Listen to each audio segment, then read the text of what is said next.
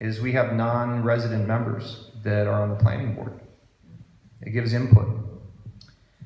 JC, I know you're upset about not having a budget, but you're still way ahead of the federal government. Oh, yes, we are. Yeah. Our deficit is a whole lot lower. And you may want to clarify what it means to be a weak mayor. Sure. The state of Montana, we have a charter, and we have several forms of government, and they literally, it says right in the Montana Code annotated, weak mayor. And it basically means that I don't get to vote on policy. I don't vote on policy. I administrate and I manage the policy decisions that they create. I know you said in 2008 or 9 they had to borrow $1.5 million to fix or for some sewer repairs or whatever. The water system. Yeah. I have no idea how long that's going to take to pay back, but is that even remotely possible soon? And could that money be applied to the future repairs that you say we do need rather, in the next few years? The debt that we incurred, it's so high, it's not like a house mortgage over 30 years. They amortize it over 50 years, so it's manageable for small communities. And we have literally 40 some odd years to go on that debt. And we pay approximately $70,000, $80,000 per year towards that debt. And like any amortization schedule, it'll be somewhere around year 25 that we start paying more in the debt service than we do in the interest. So for small communities, you just can't generate that amount of cash to come up with it. You have to go borrow the money. In this instance, and this is going to be a little scary, the total project cost was $3.5 million in change. We'll leave out the 50, 60, 70,000 extra. The town of Darby contributed a whopping total of about $70,000, and they got $2 million in grants. And we ended up with $1.5 million in debt service. The problem is, as we know, in the federal and state level, and the county, all the way to the trickle-down theory down to the little towns, is that grant money is not there. It is no longer just easy, free money out there. At the very best, we have what's called a one-to-one match for funding. If I have $1, I can get $1 in grant money.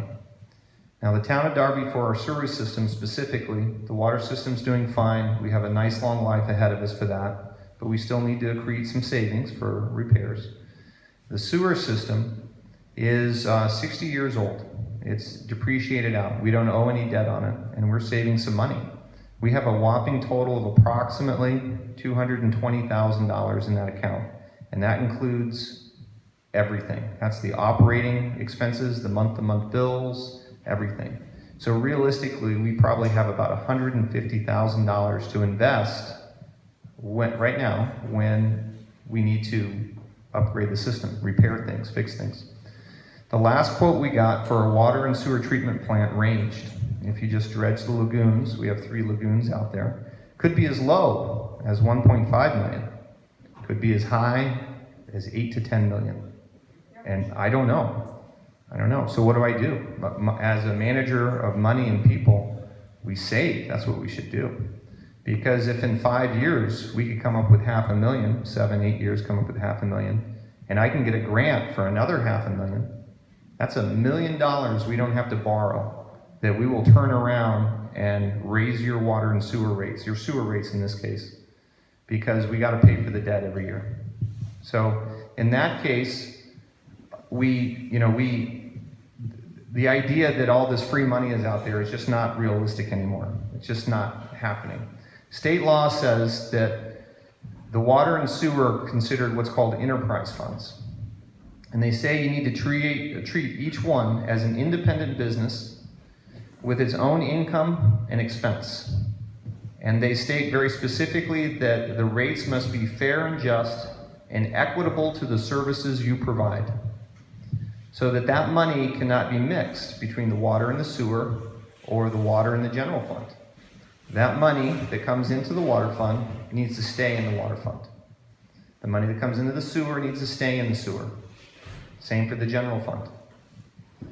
Now, how do we determine the rates? Because we get into the bigger issue now, is that we calculate the rates, we look at our reserves, we look at our operating expenses, which, by the way, If we don't have realistic numbers, realistic data, how do we know how much it actually costs to operate the water and sewer system?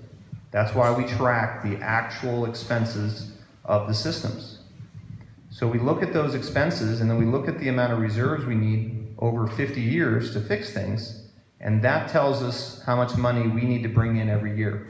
And that's what determines the rates, the water and sewer rates. So let's go fast forward 5, 7, 10 years. Who knows when, but eventually we know that things will break. And if we didn't plan, then we could end up borrowing anywhere from $2 million to $8 million. We borrowed $1.5 million for the water system, and our rates jumped from, does anybody remember before the water system? And now the base rate is $50 a month, and approximately 35 of that is just for the water. Okay? So can you imagine if we added another 1.5, there's another 35 bucks. What if we added 3 million? That's another 70 bucks. What if we added 4.5? There's another 105 bucks. How many of us could afford to pay that on a month-by-month basis? That additional $100 every single month for the same services, effectively.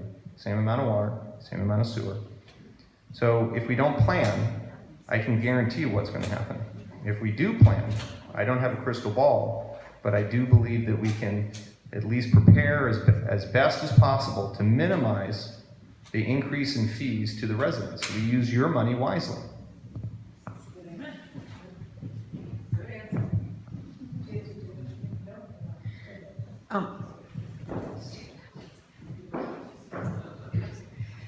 I lived in two towns, outside of two towns, where I was annexed.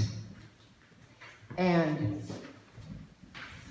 I don't know what that involves or how much controversy that raises, but I would love to be annexed. I would love to see our tax money coming to Darby.